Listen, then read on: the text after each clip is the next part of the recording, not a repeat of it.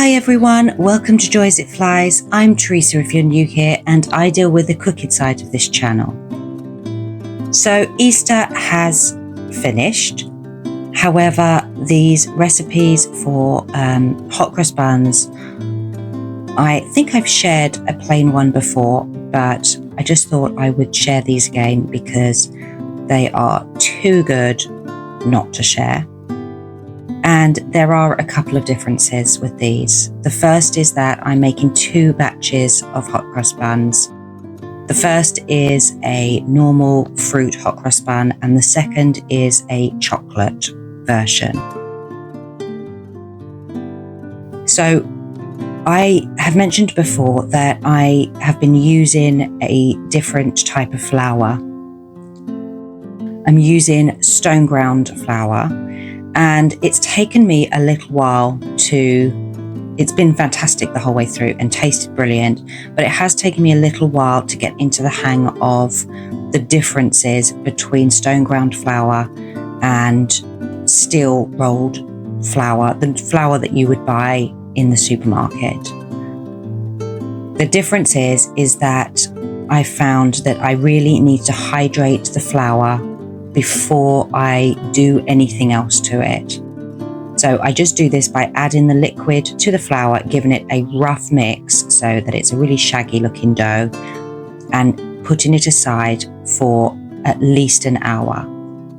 At that point, you can then continue making your dough. The other thing I have noticed is that it seems to prefer, which is completely contrary to everything else you do when you make bread and various things like that, is it seems to be better if I use cold liquid rather than normally you use a warm or tepid water or milk or liquid. And this seems to work better if I use cold water or milk. It also does take a little bit more kneading, and so if you're someone who grinds your own flour, please share in the comments if you've got any tips or how you find it is different from ordinary flour. As I said, I am absolutely loving the way that it tastes and everything about it. So to really get the hang of using it is brilliant.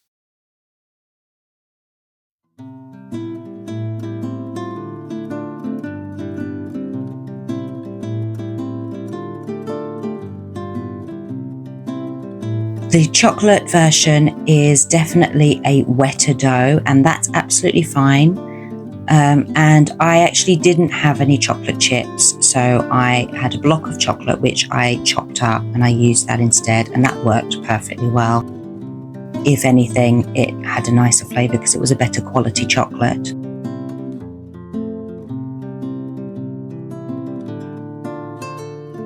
When you're dealing with an enriched dough, it will take a little bit longer to rise.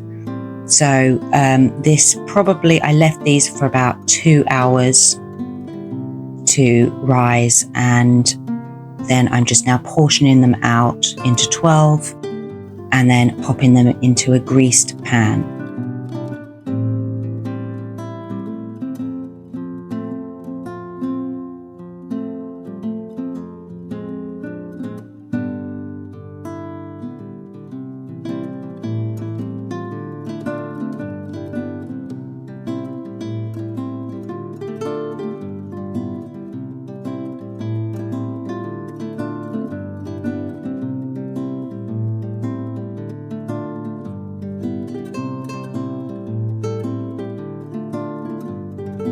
I have to say, actually, the chocolate dough is particularly lovely to work with. They both are, but it's a really lovely soft dough.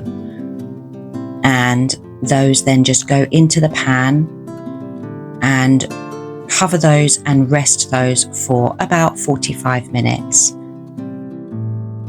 While those are resting, you can get your mixture together for the cross, and that's just equal amounts of flour and water.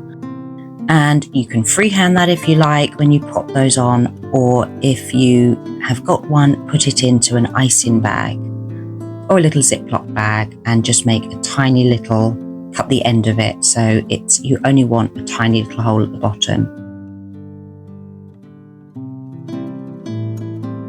And the recipes for these are, as always, in the description.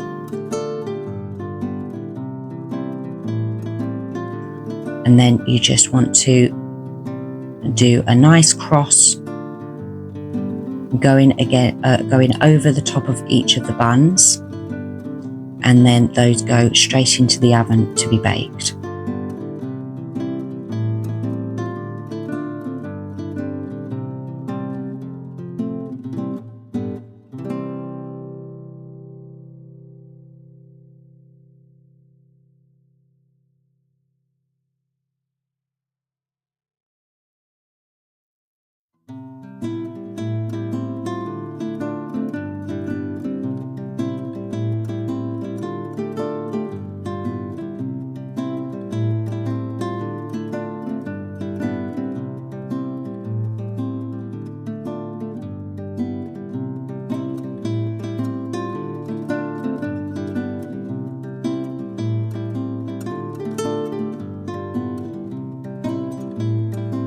And when those are finished baking, you want to take them straight out of the oven and immediately brush on.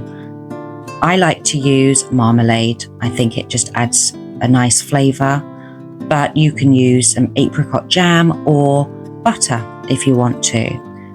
I just think that the marmalade just works really well, and even surprisingly with the chocolate, I've used the same thing for both of them.